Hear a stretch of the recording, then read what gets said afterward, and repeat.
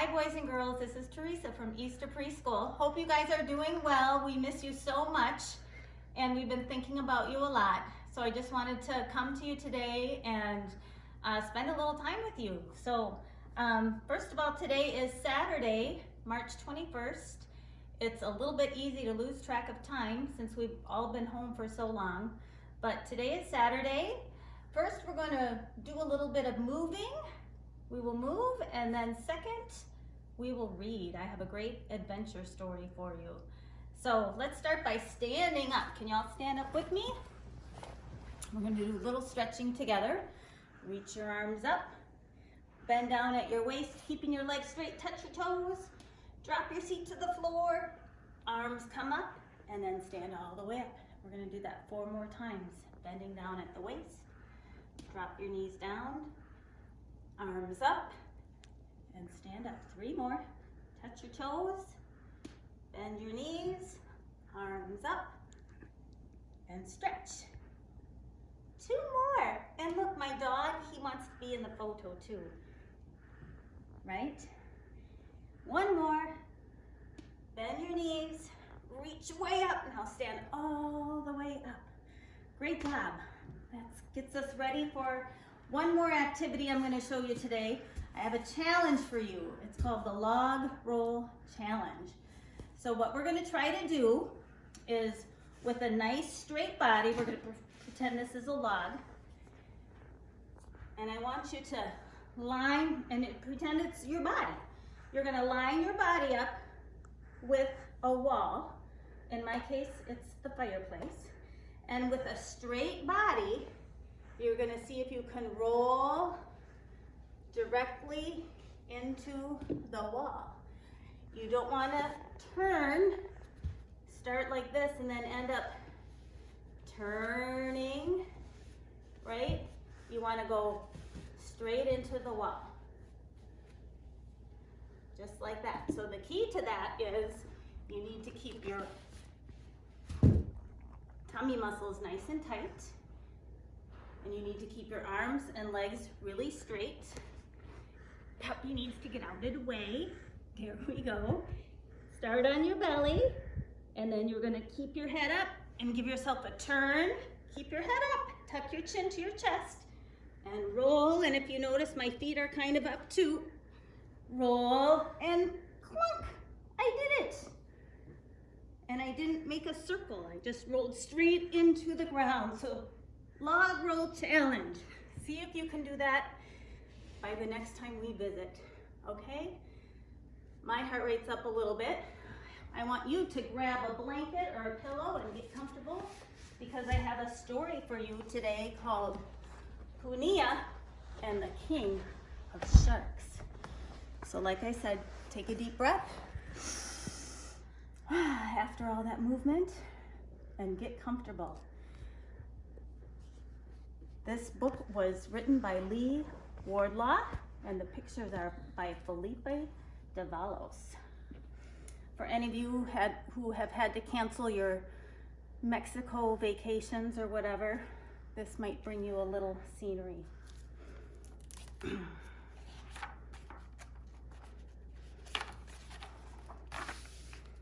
Punia and the King of Sharks, a Hawaiian folktale.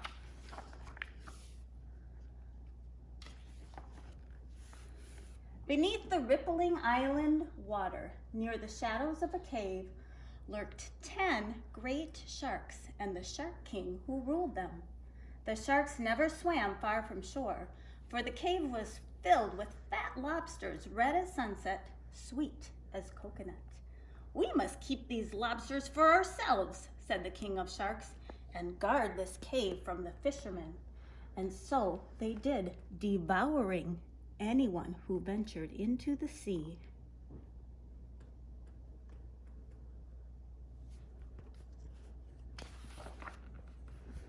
In a village nearby lived a boy named Punia.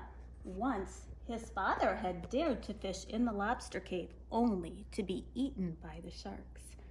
Now Punia and his mother had no one to fish for them. Day after day, they ate only yams, which grew in the small garden behind their hut. And of course, his mother served poi, the bland, thick paste Punia made by steaming taro roots in the imu and then pounding them with a rock. Punia's mother never complained, but once in a while he heard her whisper, "Oh, if only we had a tender lobster to eat." Punia said nothing, but as he licked the sticky poi from his fingers, his stomach rumbled in agreement. One day, Punia wandered along the jagged cliff above the lobster cave. He gazed into the clear mint blue sea and saw that the sharks were sleeping. Punia smiled, for suddenly he had a plan. Leaning over the water, he spoke in a loud voice. "Oh no, look at this! The sharks are all fast asleep. I, Punia, can dive into the waves and swim quick as a shrimp to the cave. I will scoop a fat lobster into each hand, and my mother and I shall have a tasty dinner tonight." "Did you hear that?" whispered the king of sharks. He nudged the other sharks awake and grinned. His sharp teeth glistened, white as bone. "Let us race to the spot where Punia dives, then eat him as we ate his father."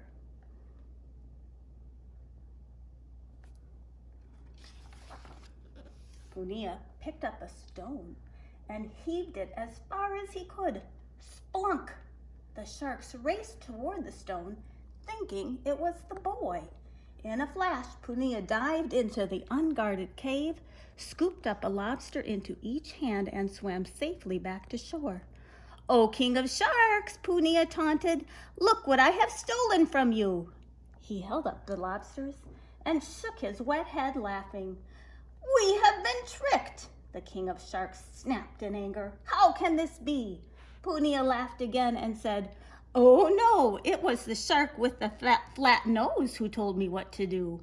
When the king heard this, he peered at each of his followers. Punia was right. One had a flat nose. "So it was you, Flat Nose, who betrayed us," the king said with a gnash of teeth. "I banish you from this cave forever." With these words, the king of sharks and the 9 he ruled gave Flatnose a sharp nip on the tip of his tail and chased him out into the sea.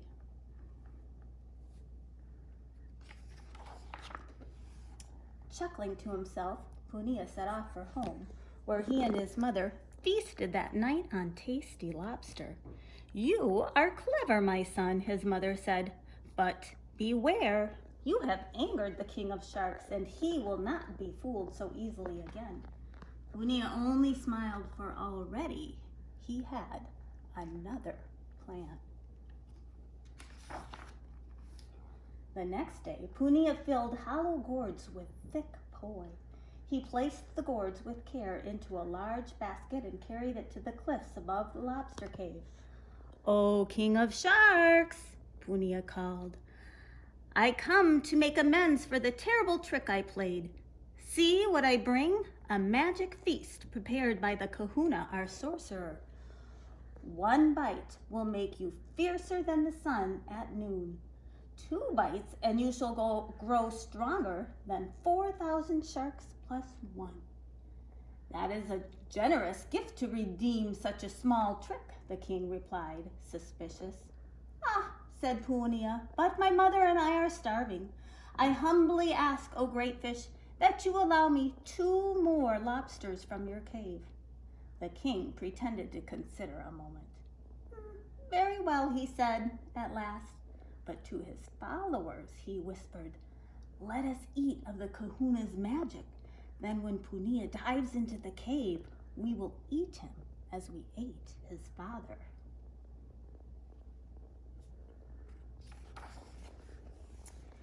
"Here is your feast," cried Punia.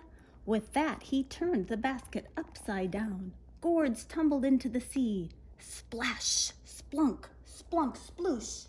Instantly, the sharks snapped at the gourds, crushing them with one crunch.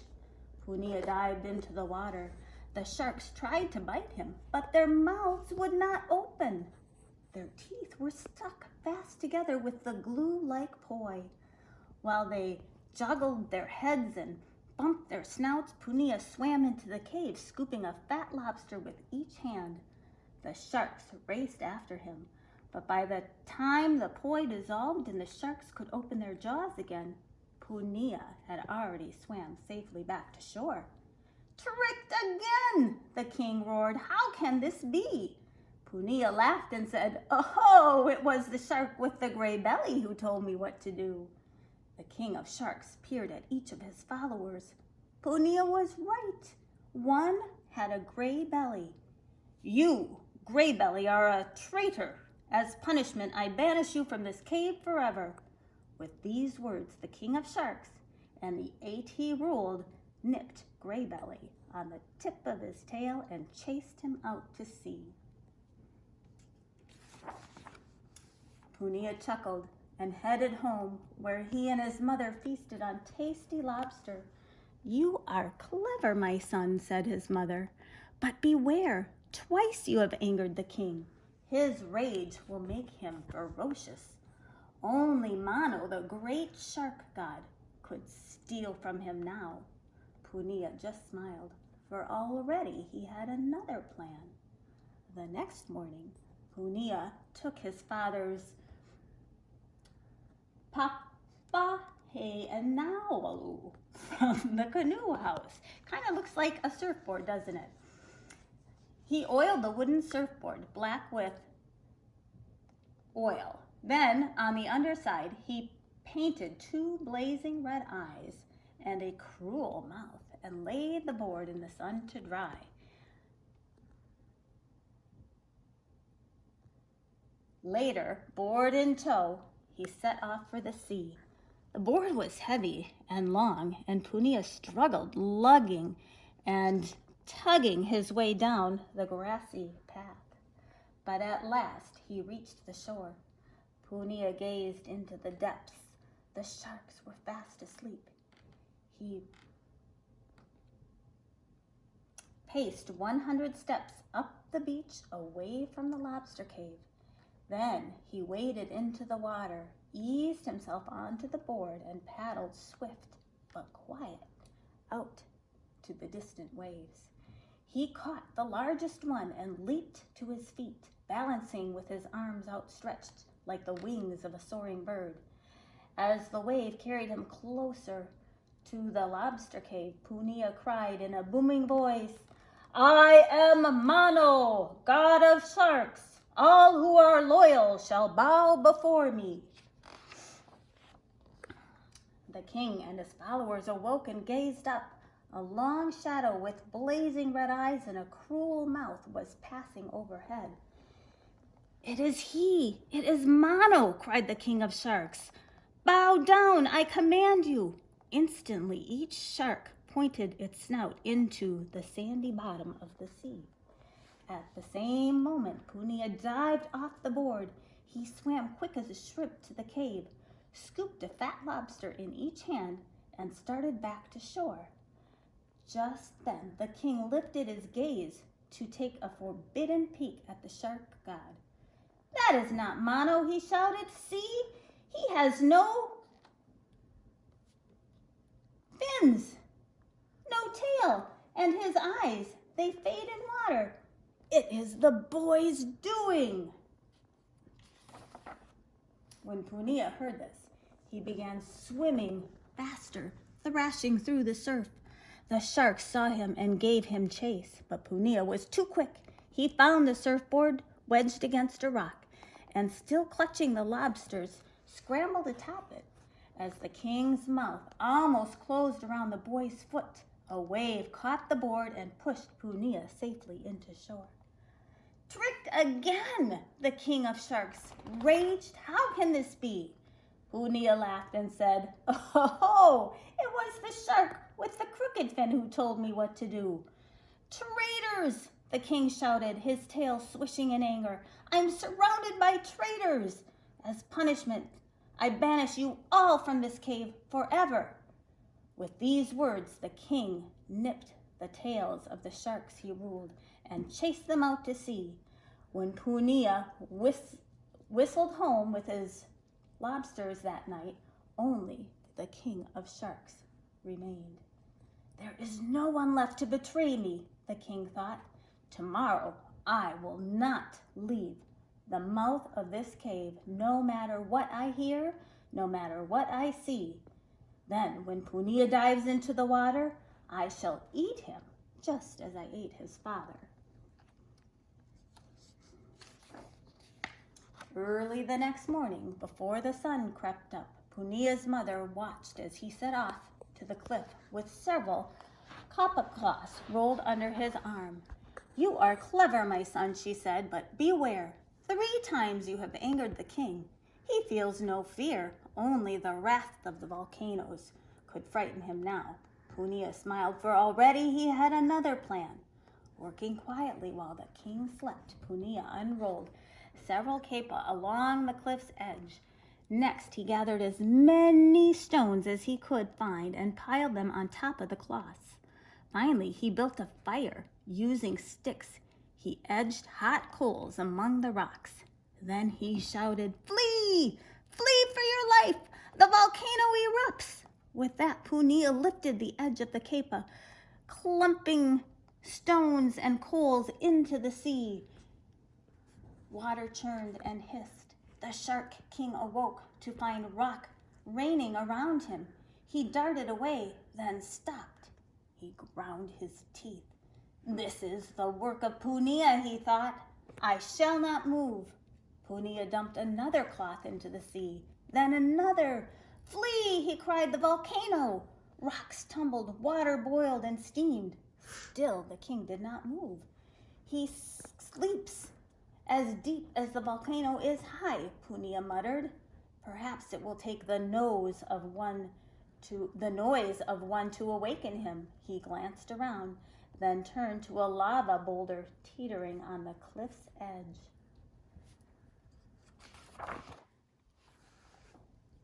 That will make a fine splash, he thought.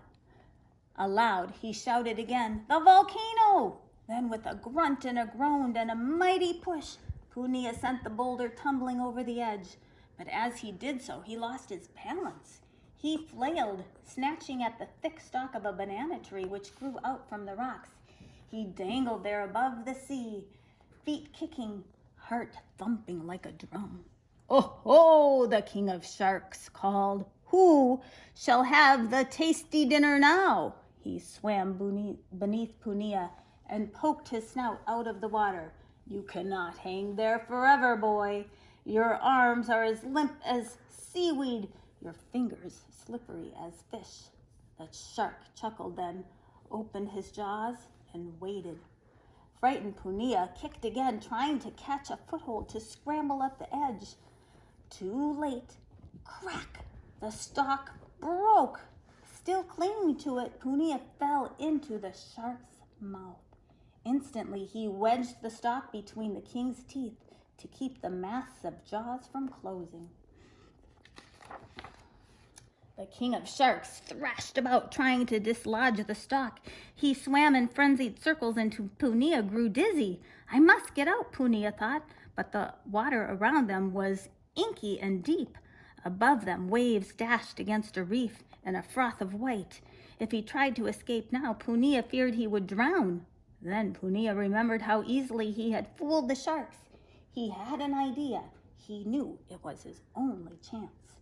In a shaky voice, Punia cried, "Oh, if only the king would swim up into the breakers, I could ride safely into shore.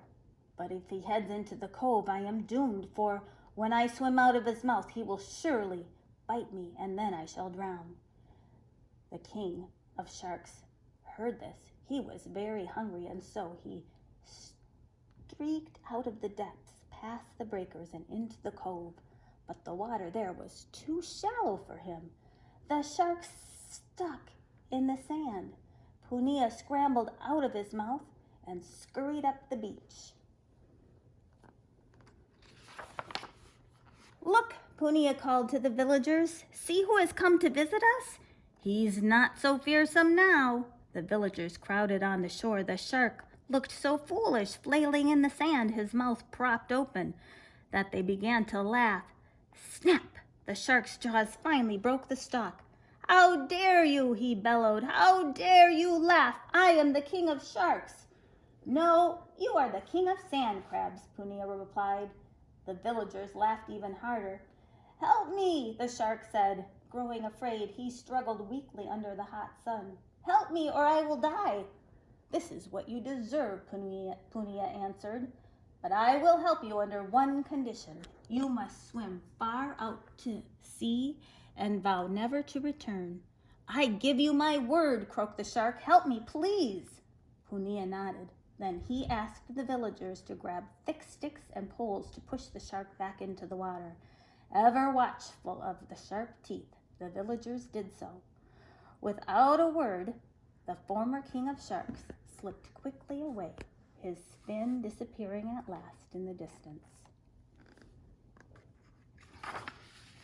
The villagers cheered, "To Punia, the new king of sharks!"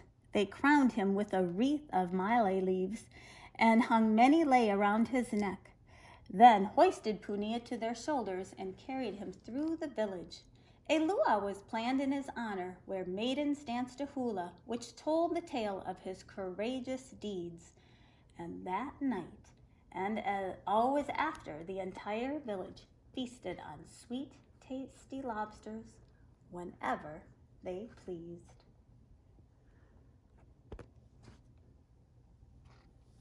The end. Punia and the King of Sharks. Boys and girls, I hope you enjoyed that story. Keep safe.